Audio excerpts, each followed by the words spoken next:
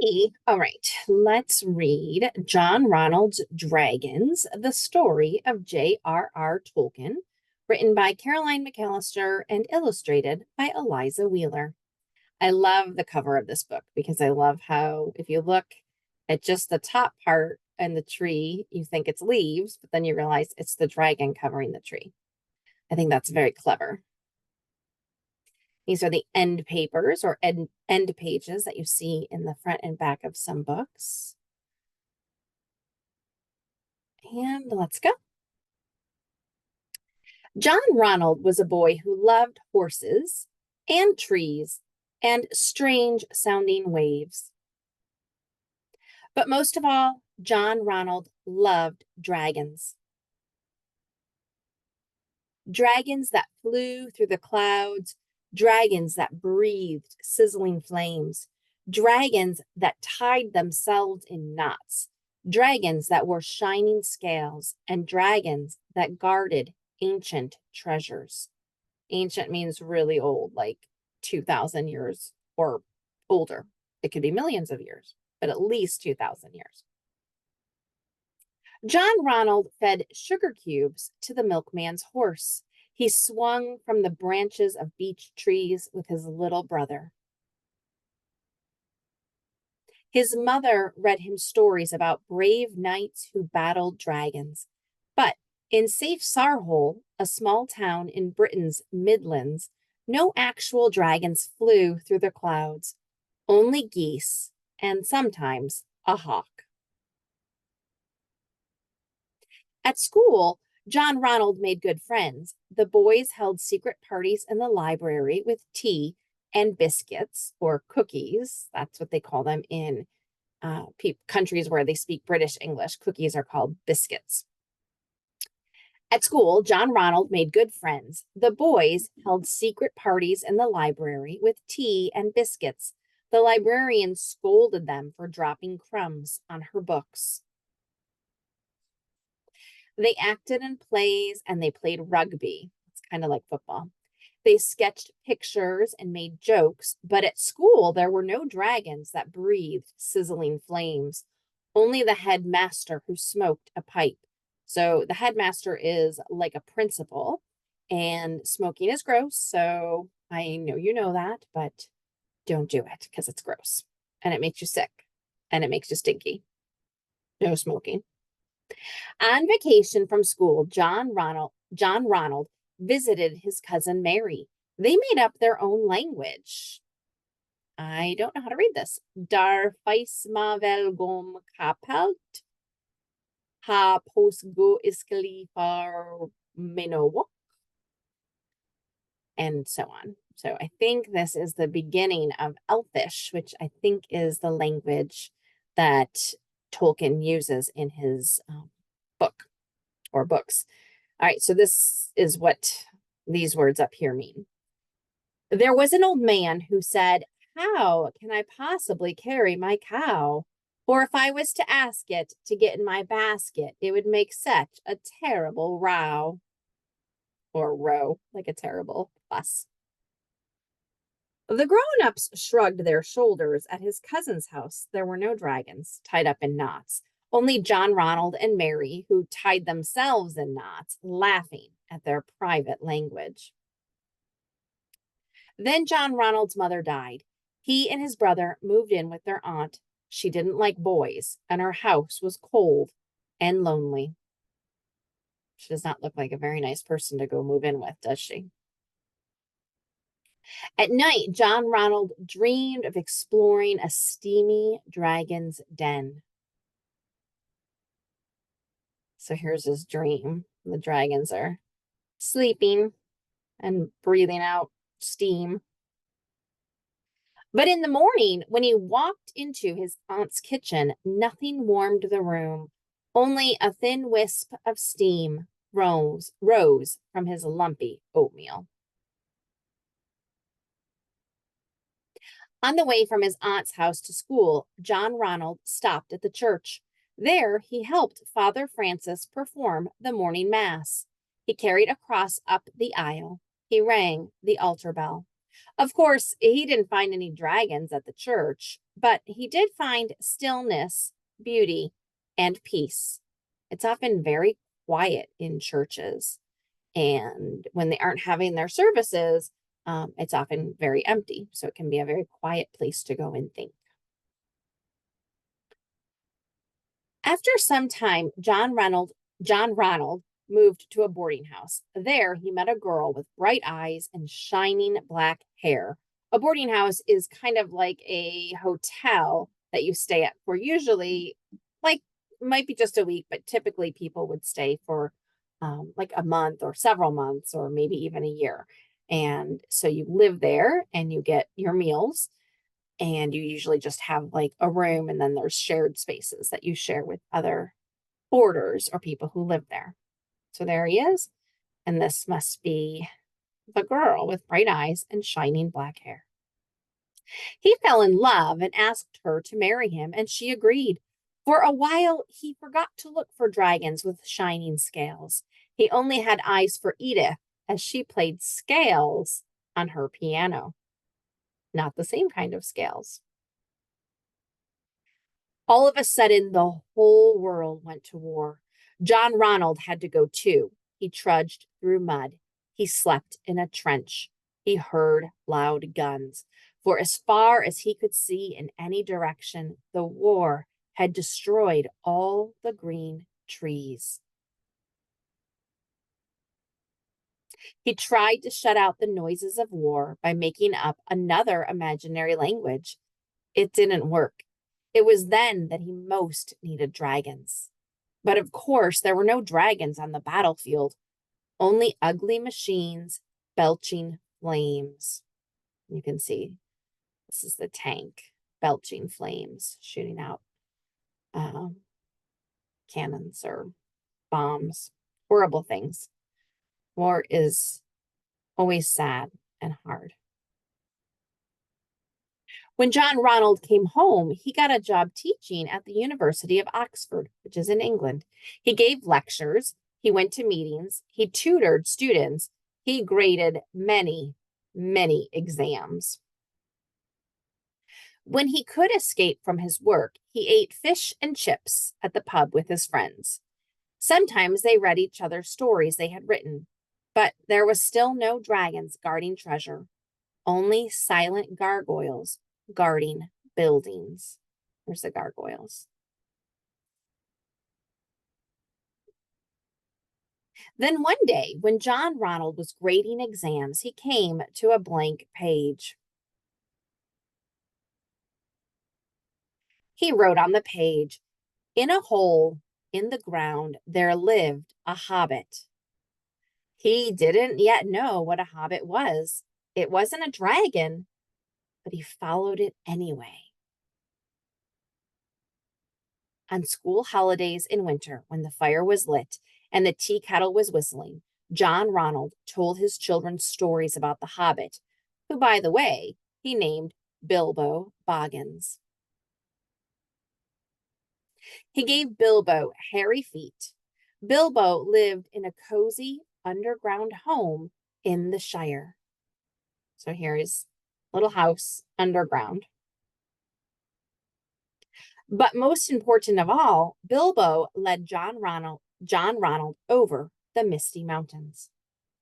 So sometimes when an author writes a story, that's how it feels. It feels like the characters take a life of their own, and the author is just kind of following them. So that's how this story is being told, that he created the creatures, the hobbit, and the story just kind of flowed out of his brain and into his fingers so he could write it. So this is the path. And this is a wizard in the story. I forget his name. Gandalf, I think. Gandalf. I think Gandalf. And so here you can see there's the hobbit and there's John Ronald just following along. Through the Mirkwood Forest and across the long lake to the base of the lonely mountain.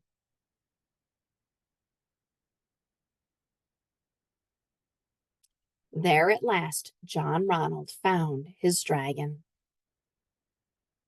And deep under the lonely mountain, there still lives a dragon that flies through the clouds and breathes sizzling flames, a dragon that wears shiny scales and guards ancient treasure. A dragon named Smog. And look, there he is. So he's seeing all of this in his imagination and writing it down. And we can see all of Smog here. And then I will read you the author's note, which is quite tiny. John Ronald Raoul Tolkien, so J.R.R. Tolkien, was born in South Africa in 1892. When John Ronald was 3, his mother took him to England for a visit. While they were in England, his father died suddenly of rheumatic fever. Tolkien's mother was left to raise him and his younger brother on her own. She settled in the small village of Sarhol near Birmingham, which is in England. In Sarhol, Tolkien first read the story of Sigurd in Andrew Lang's The Red Fairy Book, where he met the fearsome dragon Fafnir. He also fell in love with the strange Welsh words he saw written on passing train cars and made up imaginary languages with his cousin. So Welsh is a language that's spoken in the country of Wales. And it is, I don't know much about it, but I know it's very challenging to learn to pronounce. So I imagine the words look very different from English. Tolkien's happy childhood was shattered or destroyed when his mother died of diabetes. He was just 12 years old. At first, he and his brother moved in with his aunt, the widow, or the widow of his mother's younger brother. So his mom's younger brother had also died, and so his wife was who they were moving in with. His mother had appointed a Catholic priest, Father Francis Morgan, to be his guardian, and Father Francis paid the aunt to take care of the boys. However, she offered the orphaned boys no affection. She was not very loving or kind. One day, they returned from school to discover that she had burned their mother's belongings. Oof, that must have been awful. Father Francis then moved them to a boarding house. At King Edward's School in Birmingham, Tolkien's close circle of friends helped him to cope with the loneliness of being an orphan. So to help somebody to cope means just be there, be their friend, help them to deal with the struggles and the challenge. They called themselves the TCBS, which stood for the Tea Club and Barrovian Society. The name came from their drinking tea at Barrow's stores and also from holding illicit tea parties in the school library. So that means illegal tea parties, like you saw in the book, where they would have the tea and cookies, and that you probably weren't allowed to have any food or drink in the library. It's like that in a lot of libraries still today. Tolkien met the love of his life, Edith Bratt, at the boarding house where he lived in Birmingham. She was an orphan like him. Father Francis worried that she would distract Tolkien from his studies. After all, he could not attend university unless he won a scholarship. So a scholarship would pay for him to go to school. Father Francis forbade, said, don't do it. It's against the rules. He forbade Tolkien to see Edith or write to her for 2 years. Tolkien obeyed, but when the 2 years were up, he immediately proposed. They married before he left for France to fight in the First World War. As a member of the Lancashire Fusiliers, Tolkien fought in the Battle of the Somme, where Britain lost over 400,000 men. That's a lot of soldiers who died. 2 of his closest friends from the TCBS, remember the Tea Society, died there. After the war, Tolkien became a renowned professor of Anglo-Saxon at Oxford University, so he was very well known. He met with other literary friends, including C.S. Lewis, at pubs around Oxford. They called their informal society the Inklings. C.S. Lewis is another famous author. He wrote The Lion, the Witch, and the Wardrobe, and I can't remember the rest of that series, but maybe you've heard of that or seen that because they've made several movies. Tolkien and his wife had 4 children. When I visited Oxford, this is the author speaking now. When I visited Oxford, I was delighted to discover that Tolkien sent his sons to the Dragon School, a progressive school in North Oxford that is still in existence. Now I'm going to have to go find out about the Dragon School. All right, back to the story, or the author's note. In 1936, Tolkien began writing The Hobbit to read to his children during winter break. When he submitted it to the publisher, George Allen and Unwin Stanley, so the publisher's name was George Allen and Unwin. Stanley Unwin gave the manuscript, that's the book before it's published, it's called the manuscript to his 10-year-old son, Rainier, to review. Rainier wrote, "This book, with the help of maps, does not need any illustrations. It is good and should appeal to all children between the ages of 5 and 7. The Hobbit was published in 1937. Prompted by its worldwide success, Tolkien proceeded to write the Lord of the Rings trilogy. In writing a biography of J.R.R. Tolkien for children, I wanted to capture the life of his imagination. After all, he lived quietly. It was in his imagination that he traveled far and took extraordinary risks. In spite of the international success he garnered from his writing, that he became famous, Tolkien remained in England until his death in 1973. He maintained that he was, except for his size, in every way, a hobbit, so living very quietly. It's interesting that the son of the publisher said the book was going to appeal to children of all ages between the ages of 5 and 7, because I don't know if children that young read it today. Back in the 1800s and early 1900s, they didn't really have very much children's literature. But today, I think that many young children would probably not read The Hobbit. It's quite long. I read it with my kids a couple years ago, and it's very long and very involved. It's a great book, and it's worth kind of, going through it, even if it takes a long time. It's a really good book. But I mean, adults read it. I read it as an adult, so really anybody can read it. So that's an interesting note for me. And I think that's probably the end of the book. Oh, there's a note from the illustrator. So I'm going to read that to you because you might want to know it. J.R.R. So the illustrator is the person who drew the pictures. J.R.R. Tolkien was against the suggestion that his work was allegorical.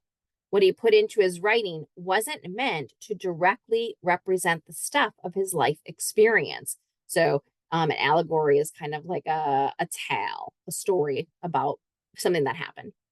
But as I immersed myself in the real and imagined worlds of Tolkien, it became clear to me that his surroundings, interests, and experiences clearly permeate or are throughout his creative landscapes. One cannot help but see the Shire in the English countryside. Mirkwood Forest, remember when the Hobbit was walking through there, in Mausley Bog, which must be a place that he lived, or Rivendell in the buildings of Oxford. So his story, much of it came from his imagination, but also our imagination also takes pieces of the world around us or our life and shifts and changes. And that's how authors often get stories. This is the illustrator or the artist talking. I approached the artwork with the intent of balancing history and fantasy. To bring in the fantasy element, dragons and dragon-like shapes appear throughout the book. I think pointing each one out would take the fun out of finding them, so I will leave that up to the reader. But some historical details in the artwork that are not included in the written text are worth noting. Okay, so I challenge you to go back and find all the hidden dragons in this book so you can go through slowly and skim through the video. All right, so she's got some notes. So on page 1, the village of Sarhole inspired Tolkien's Shire. In the background are the Sarhole mill and pond. I show the water wheel on the outside of the building, but the actual wheel is hidden from view inside the mill. Pages 2 and 3. Here you see Andrew Lang's The Green Fairy Book. So there are these books. I think there's the Blue Fairy Book, the Green Fairy Book, and the Red Fairy Book. And those are old fairy tales that were written by Andrew Lang. So let's see. Here you see Andrew Lang's The Green Fairy Book, decorated with a beautiful golden dragon. In the page that follows, Tolkien's mother is reading one of his favorite Lang books, the Red Fairy Book, page 4 through 5. Childhood recollections of Tolkien and his brother Hilary include playing in Sarhole Village and getting chased off by the miller and a local farmer. They're both shown in silhouette, so you can see that. So they nicknamed the miller and the local farmer the White Ogre and the Black Ogre. To the right of Sarhole, mill is a weeping willow. Oh, to the right of the Sarhole mill is a weeping willow, a favorite tree of Tolkien's that he found cut down one day, which affected him long after. It's always sad to me also when I see trees cut down. All right, on page 10, close to Tolkien's ant house stands Egbatson's Waterworks Tower and the Parrot's Folly Tower, which are thought to have inspired the title of the Lord of the Rings second volume, The Two Towers. John Ronald and Hilary's, that's the brothers, luggage include a trunk labeled A.R. Tolkien, which references Tolkien's only memory of his father, Arthur Tolkien, painting his own name on a family trunk before John Ronald left South Africa as a 3-year-old. So the illustrator must have done quite a bit of reading and research. And so at some point she found something that showed that the author of The Hobbit and The Lord of the Rings, J.R.R. Tolkien, at some point had a memory of seeing his dad's trunk, which is like a big kind of suitcase, and with his initials on it. And so she included that in the pictures on page 10. On page 13, Tolkien's aunt burns his mother's letters in the kitchen stove. Oh, I remember the breakfast scene, but I didn't realize that was happening. That's so sad to me. Page 16, Edith's window was directly below John Ronald's window at the boarding house, where they shared long talks until dawn. In the background, in the clock at Five Ways Junction, is the clock. The bikes represent an incident when John Ronald and Edith snuck off for a country bike ride together after being forbidden to see each other and got caught. So in the story, remember it said he wasn't allowed to see her for 2 years and he didn't. So maybe they had already been told they need to stop seeing each other before that. And then the guardian was like, okay, no more. On page 17, Edith is playing an upright Tolkien piano, which references Tolkien's grandfather settling in Birmingham in England as a piano maker. Before they were separated for 2 years, they exchanged secret birthday gifts, a fountain pen for his 19th birthday and a watch for her 21st. So look for those on page 17. All right, on pages 18 and 19, John Ronald grew a mustache during wartime. Now the author says, but I chose to omit this detail or keep it out. I didn't include it to keep him recognizable as he ages through the story. During this time, Tolkien had been developing what would become his Elvish language, Quenya. The poppies above John Ronald represent his coming upon a field of poppies amidst or during the war fields on a walk with TCBS friend, remember the Tea Society friends, G.B. Smith. Smith died at the Somme shortly after encouraging Tolkien to start work on his mythology.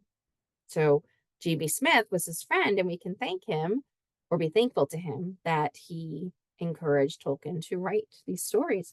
Page 20, I used some forced perspective in this scene to include famous Oxford landmarks. Oxford is a very famous school and a university. Do you remember he taught there? So she has the Bridge of Sighs, the Sheldonian Theater, and the Bodleian Library. On page 21, this view of the Eagle and Child pub is changed to fit the composition.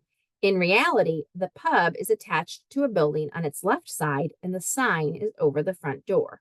And a pub is a short term for public house, which is a place in England where people go and they might hang out with their friends and eat and drink. Nowadays, they probably have TVs and they probably watch rugby. Do you remember I said that's like a football sport that they have in England? Well, in other countries as well. Pages 22 to 23, Tolkien uses a Hammond typewriter and dip pen for his writing. Book covers in this scene include, so look for these books, The Story of King Arthur, Sir Gawain and the Green Knight, Beowulf, and a set of Oxford English dictionaries, to which Tolkien contributed work in 1919 to 1920, which was 105 years ago. The fabric on Tolkien's chair on page 24 is inspired by patterns of the artist William Morris, an artistic influence of Tolkien's time. So that's kind of fun. So if you have the time, you can go back and scroll through and look for those things, and you can flip, or not flip, fast forward to the end of the video where this part is, where I'm reading that, and then go and look for those things. I think that might be a fun thing. And then we have the different dragons. So I will let you read that one. And then, do you remember I told you that the illustrator probably did a lot of research to draw the pictures, and so did the author. So this is the bibliography. So these are, let's see, 1, 2, 3, 4, 5, 6, 7, 8 books or articles that they read in order to create this book for us. And there's the end pages. All right, I will read the catalog of Tolkien's dragons in a separate video because I think this one is already very long. Have a good day.